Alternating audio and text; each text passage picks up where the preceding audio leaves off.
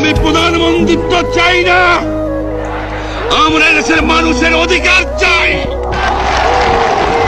আর যদি একটা গুলি চলে, আর যদি আমার লোকের উপর হত্যা করা হয়, তোমাদের উপর কাছে আমার অনুরোধ রইল, প্রত্যেক ঘরে ঘরে দুর্গ করে তোলো।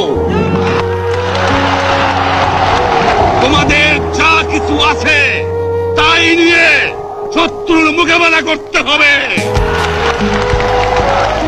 এবং জীবনের তরে রাস্তাঘাট যা যা আছে সবকিছু আমি যদি হুকুম দেবার নাও পারি, তোমরা বন্ধ করে দেবে।